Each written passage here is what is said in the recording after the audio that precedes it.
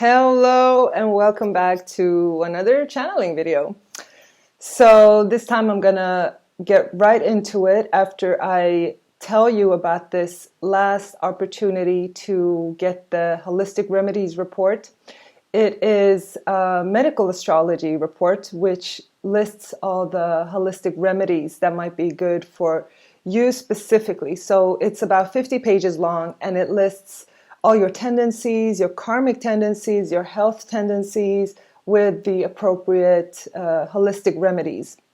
So it might list flower essences or herbs or things you need to keep in mind, but it also lists sort of your psychological tendencies and things like that. It's about 50 pages long and it's the last opportunity to get it for $49. It's normally $99. So if it's right for you, this is the last opportunity to get it. By the next video, it's not going to be available. Okay, let's get right into it. So I have a bunch of questions and they're all from the last video's comment section because I thought you had amazing questions. I can't do all of them, but I'm going to do as many as possible. Okay, so the first question is, how do you develop your channeling gifts? How can anyone develop their channeling gifts?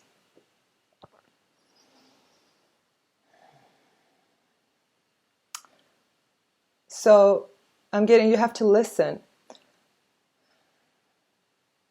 We're always getting the guidance, and we do usually follow up on them.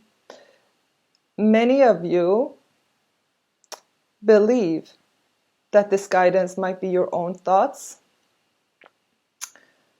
because you're not familiar with how Spirit speaks to you. So you might get a random thought.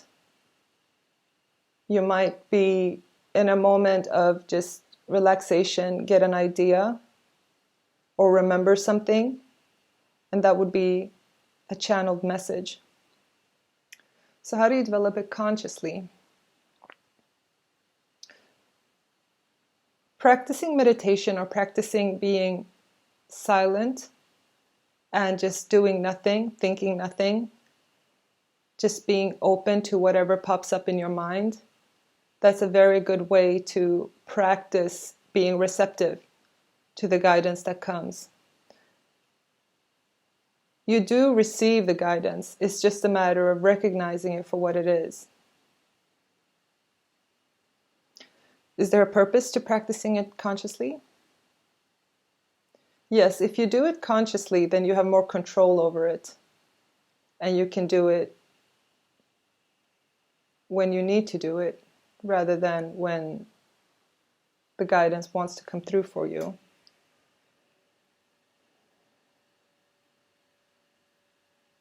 Speaking of that, I do have a channeling course on the way. So I'm currently working on it and you'll probably hear about it soon. And I will have a promotion up for early birds. Let me see if my camera is right. So there we go. Okay, next question. What is the most important thing or technique in order to manifest your reality?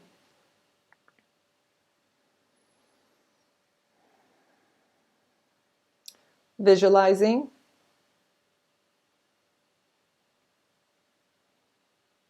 and appreciation. Visualize something that you want and just appreciate it.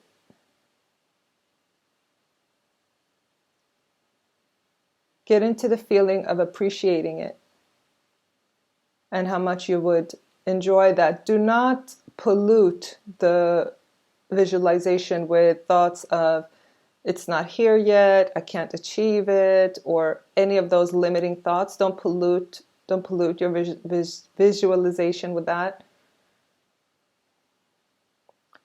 Just see in your mind's eye a dream scenario and appreciate that dream scenario.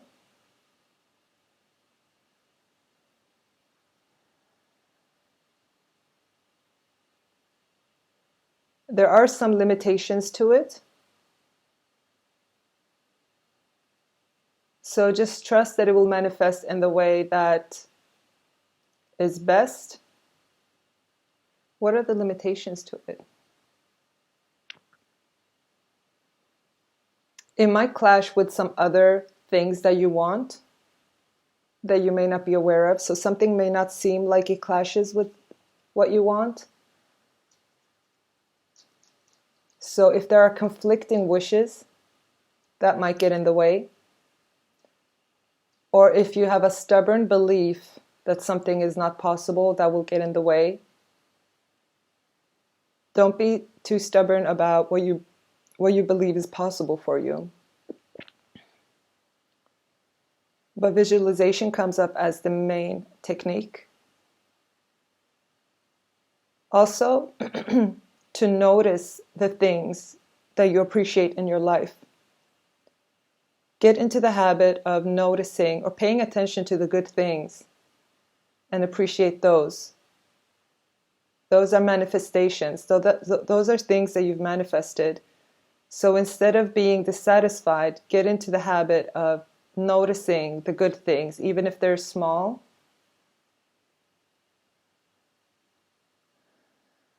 Because that puts your focus and your power, because your power is in your focus.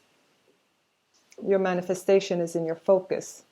So when you visualize, you focus on what you want. Or when you appreciate something, you focus on what you want. And that's your power.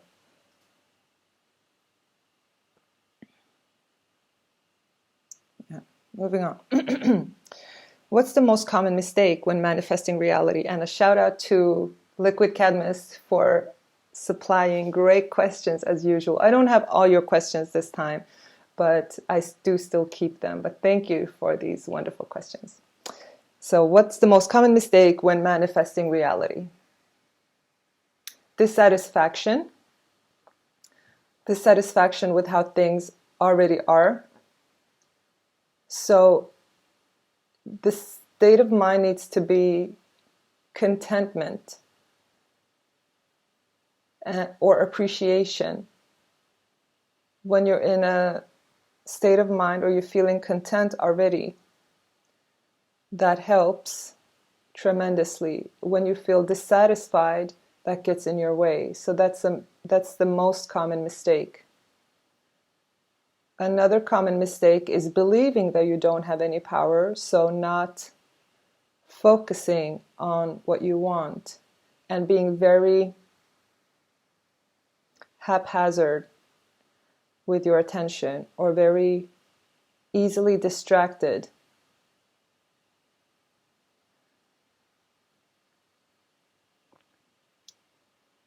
Don't allow things to get your attention unconsciously.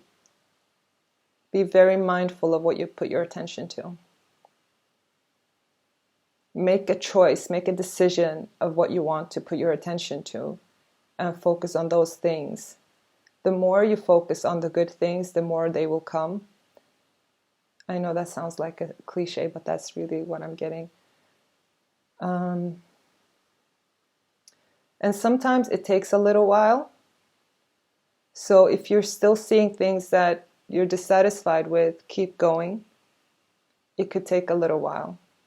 Sometimes.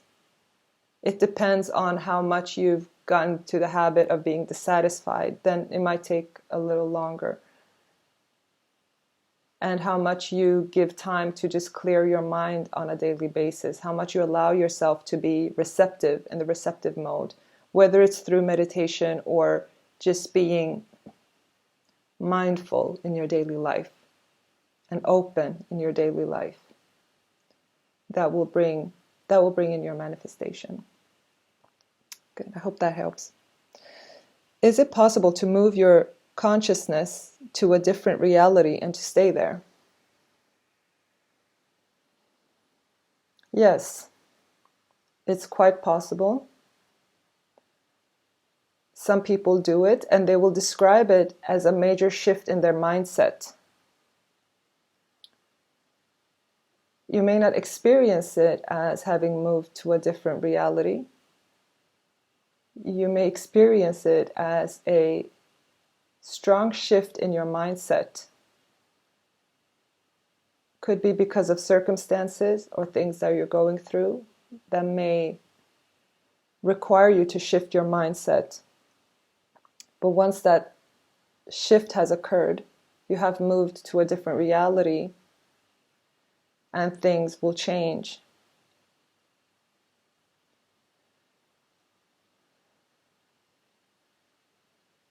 There are limitations here too.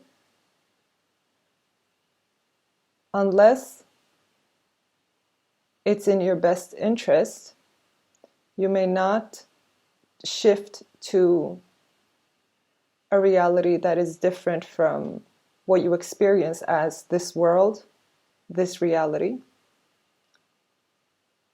It's possible for all of us, but we have agreed to be here for a reason, and we have a purpose for being here. So unless it's in your best interest, the shift in your reality will still be in this world, in this reality, only with a very different experience. So you might change your circumstances quite significantly, but you will still be in this reality.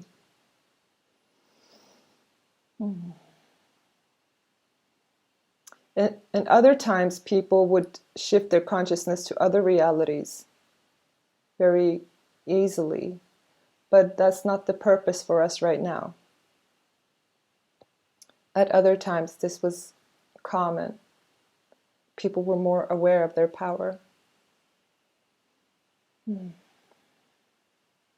But we're supposed to be here now. Why?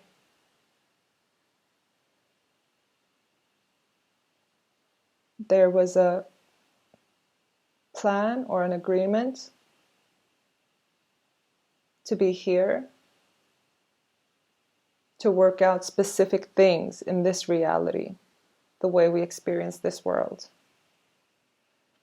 Okay, I feel like that's a deeper question. So I know that there are more things there, but I'm moving on. Can you regain the color of your hair as you grow older? I like this question because I have a lot of gray hairs that I color on a regular basis. Can you regain the color of your hair as you grow older? Yes. But most of us are too stubborn in our thinking to do it. Okay, so how do we do it? It's related to life force.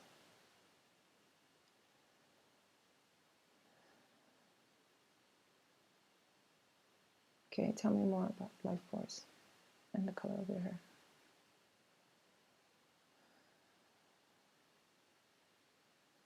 If you get back your life force, your vitality, you will regain the color of your hair.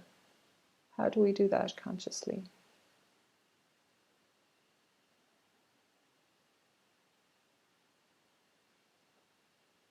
Tap into a sense of power and excitement. Oh, this one was deeper than I expected.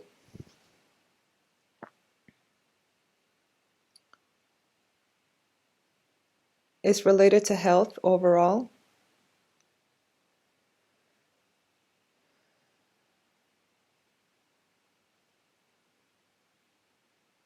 How do we get gray hairs?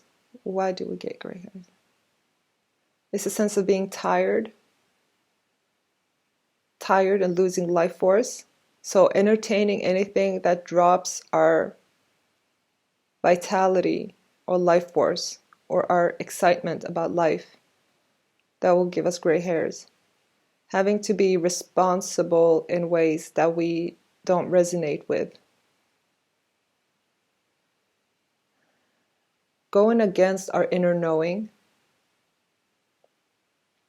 will give us gray hairs.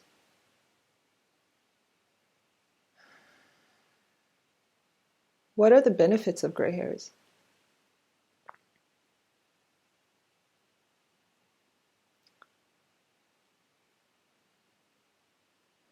There are benefits, but in our world, we prize vitality more than these benefits. The benefits are a shift in our thinking,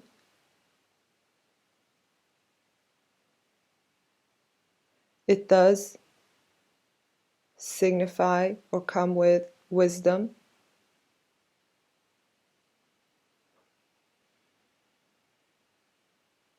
but wisdom doesn't win you anything in our society.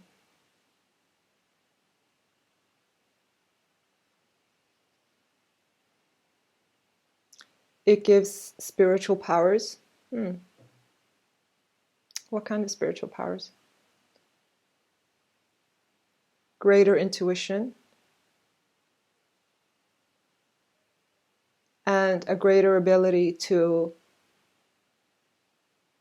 smoothly manifest due to being less resistant. So you're more receptive, in other words.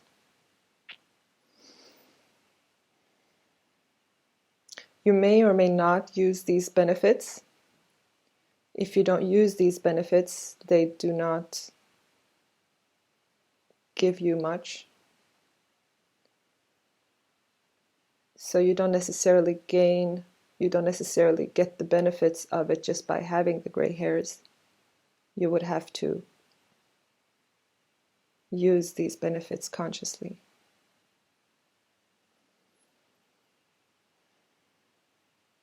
The more you're stuck in resistance, the more your gray hairs will continue coming.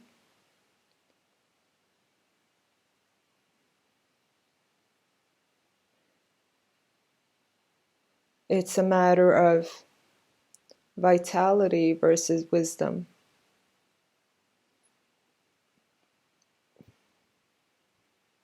I hope that answered the question. What is the most important thing human beings should be aware of at this time? That's a big question. Let me see. What is the most important thing human beings should be aware of?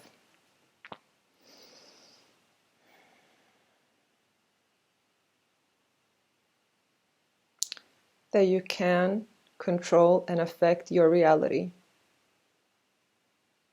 Maybe that came as a response to the previous questions.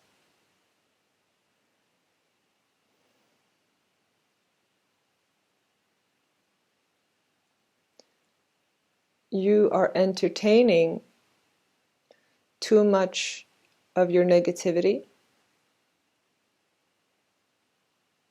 It will do you good to just relax sometimes and not think too much and just trust that things are working out the way they're supposed to, just not in the way you may think they should, or not on your time, but they are working out. Everything is perfectly organized. Things are working out. If you give it space and you give it time, you will see that everything is working out. Don't be too stubborn about how they're supposed to work out. What else is the most important thing we need to know? Take care of your children. We are distracted by a lot of things we think we should be doing. But caring for each other and love is the most meaningful thing we can do. It is the most valuable and important thing we can do.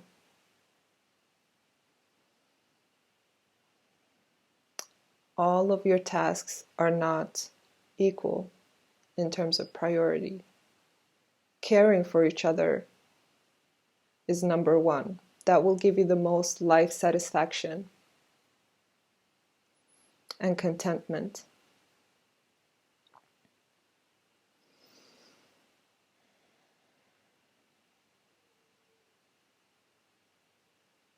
your elders, care about your elders. You have neglected your elders.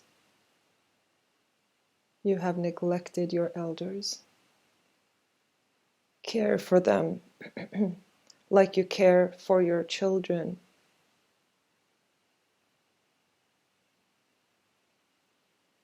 You are underestimating their need for care.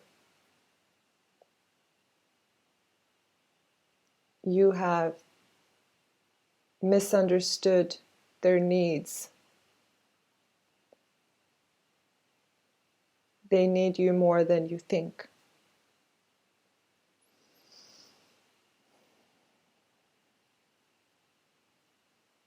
Men, don't be so tough.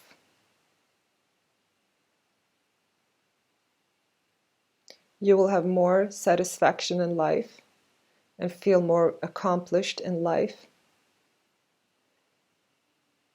if you value yours and other people's emotional needs.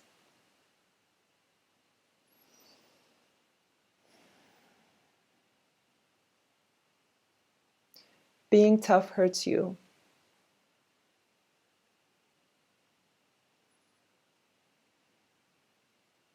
Okay, what does that mean? Can you be more specific? Being caring will give you so much more contentment in life and so many more benefits in life than you have been taught. You gain nothing from being tough.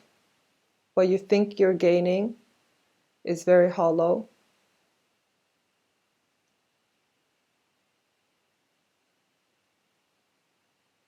The only thing that you are gaining is relief from possible criticism from other men.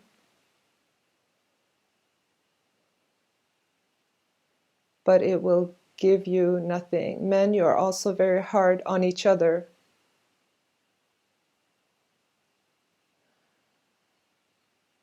The way that you're hard on yourselves, you're also hard on each other.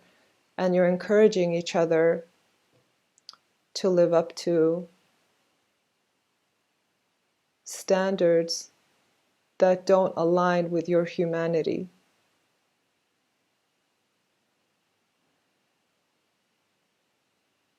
Don't encourage it in other men.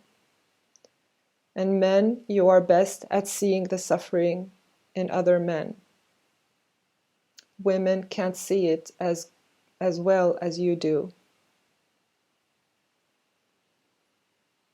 Be compassionate with each other. It's not a feminine quality to be compassionate. Be compassionate with each other, and you will be a more content, more happy man. Wow, that was unexpected. A lot there for men. What about women? Women, you are good at acknowledging your emotional needs or you're good at acknowledging your emotions, but put more focus on the caring of your children. You have been redirected by society to focus more on career.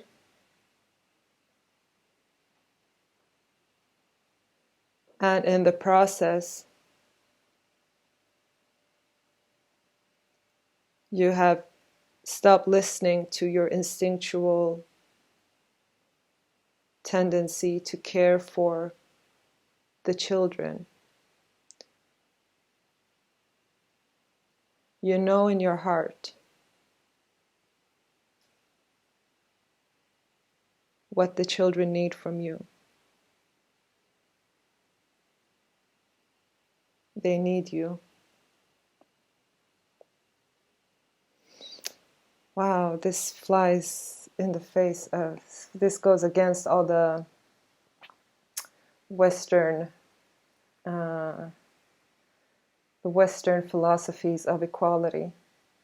I mean, it's not that it's not equal, what they're saying, but okay, so how do you feel about equality in general?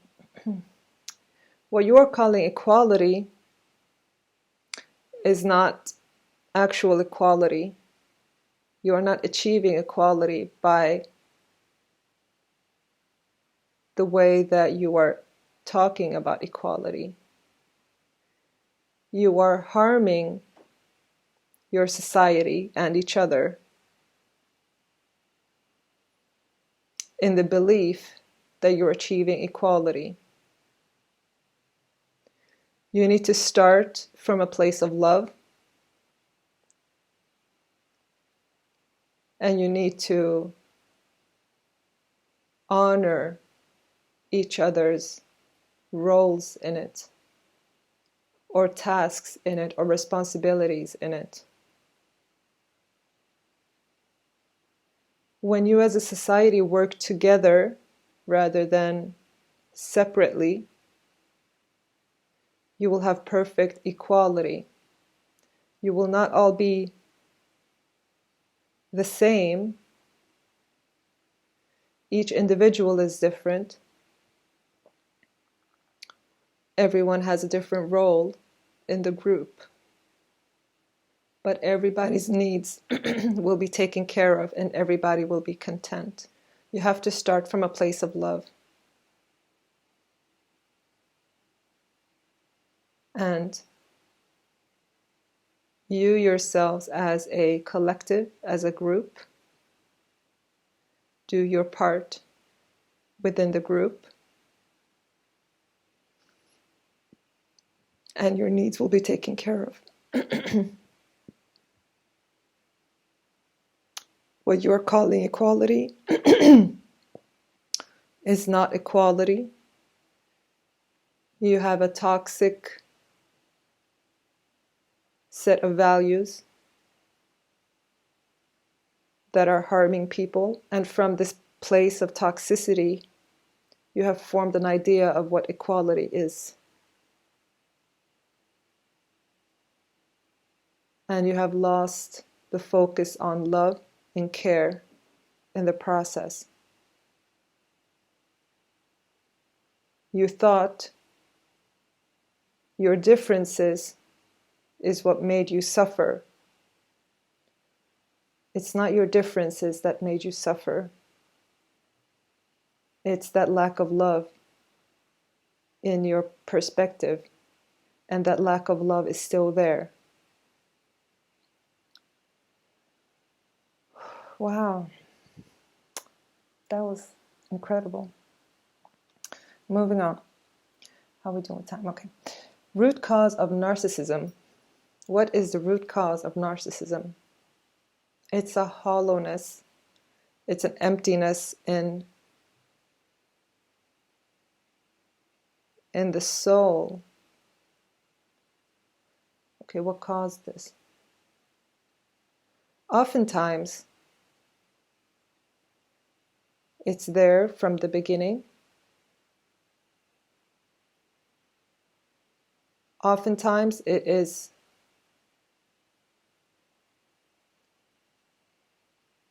purposeful.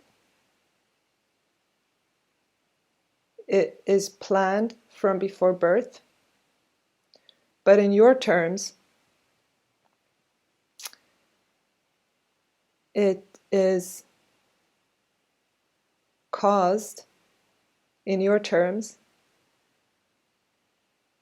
by a hollowness in the care that the young child receives, which means neglect, a complete lack of love and warmth. Usually, but not always, from the mother. A neglect. Not necessarily dislike or hate, just neglect or an indifference from the mother or the main caretaker.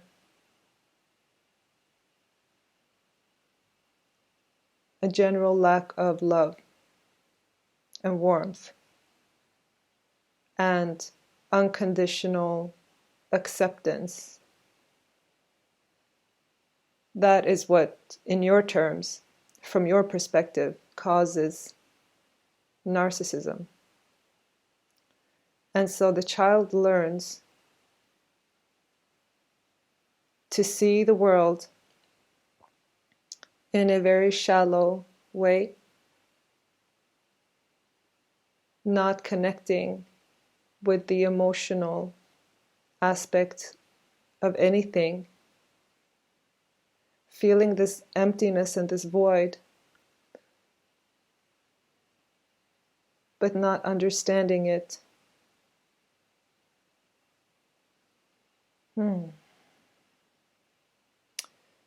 Can it be cured? It can be cured. How?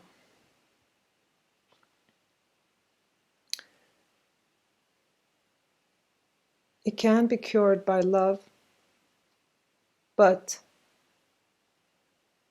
the narcissist needs to recognize that there is a problem. They have to start feeling compassion for themselves. Does this happen? It's very rare that a narcissist will feel compassion for themselves. True compassion, not a selfish need for wanting things, but true compassion for themselves. So how do they heal if they do?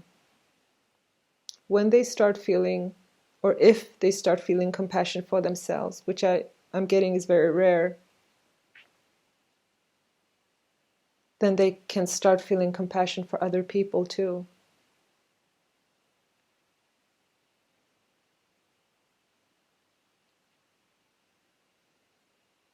So does that heal them?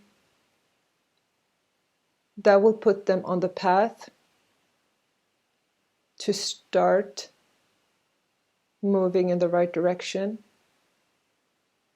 They will not be exactly like other people, but they will be better. They will do better. They will be more aware of the emotional aspect of things. So what do we do if we have a narcissist in our life? Unless they are capable of compassion for themselves, they are better avoided. They might give the impression that they are capable of compassion, but they can be very good at pretending.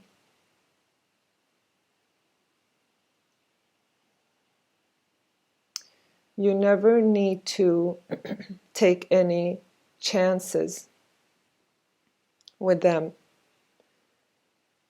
If they say they feel compassion, you never need to guess. They will either show it or not. If they do not show it, do not guess, then there is no compassion there. If they show it without any prodding, without any reward, then you know that they are starting to feel capable of compassion.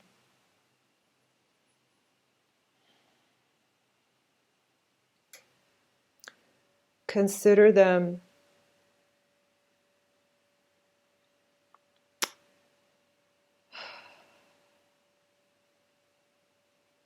I don't have the word for this. It's like they're showing like an inability. So consider it like a handicap. consider them unable. Don't hold it against them. They can't help it.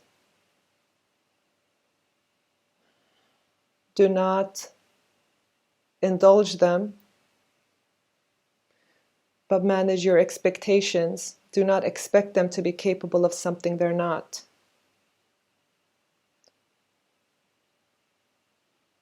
If you are prone to believe their lies and manipulation,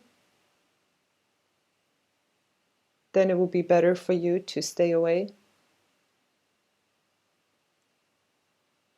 But as long as you can be aware of their inability for compassion and know that and not expect anything different from them, and not put yourself at risk, then you can have a formal communication with them.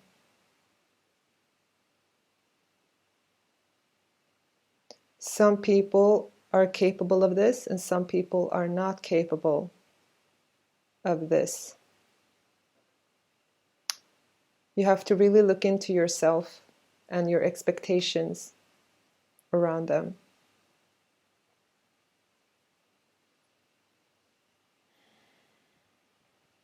Yeah. And last question. How do we improve self-love and self-worth? What a great question. How do we improve self-love and self-worth?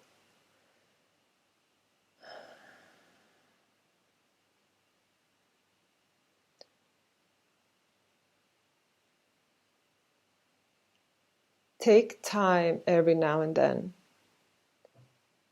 to put focus on yourself in tangible ways. It helps to put attention on your body, loving attention or any attention as long as it's not critical. Any attention that you put on you helps with self-love and self-worth. What else can we do? Have moments where you are just focusing on giving yourself something that you enjoy, just for your own pleasure. An example could be enjoying some ice cream with focus on yourself.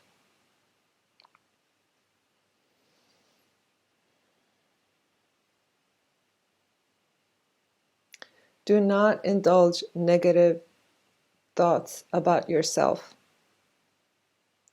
Stop that. When you find yourself doing it, take it very seriously and stop doing it.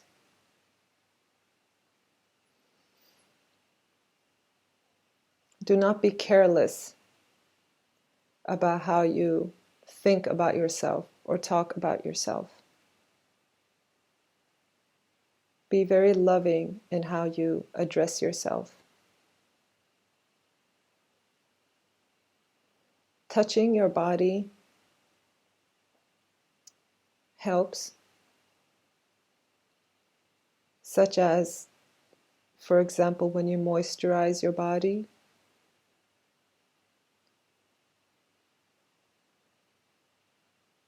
Anything else? Find ways to appreciate yourself for just who you are, not for your accomplishments, but for just who you are.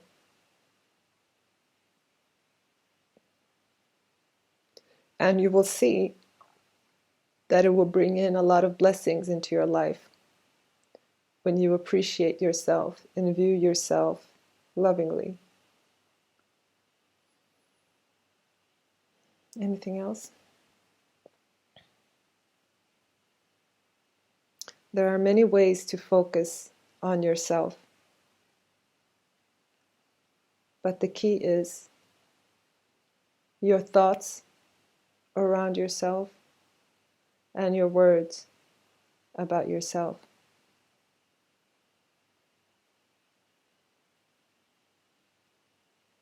Nobody can criticize what you think about yourself in private. Indulge yourself in positive thoughts about yourself. Indulge yourself with appreciation. Many of you fear what others might think of you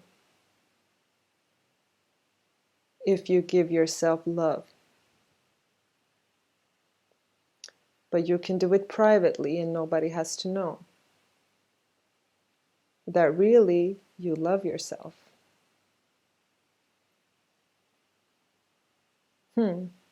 That's beautiful. That was really beautiful. I'm not used to spirit being funny like that. Well, it's not funny, it's serious, but yeah, that was beautiful. So I hope you enjoyed this. And a last reminder that if you're into medical astrology and would find holistic remedies useful, then it's the last chance to get the Holistic Remedies report for $49 instead of $99. It's about 50 pages long, and it lists karmic tendencies, psychological tendencies, health tendencies with the appropriate holistic remedies. Thank you again from me. And don't forget, I need more questions. These questions were amazing. Keep writing more questions. I do take them on board. And this channeling was all from the questions from last video. So keep the questions coming. They're awesome. They're amazing. And so I can do them, so I can answer them in the next video. Thank you so much for following. I really, really appreciate it. I really hope that this was useful and uplifting and healing and, just helped you in some kind of way. Much love. Bye.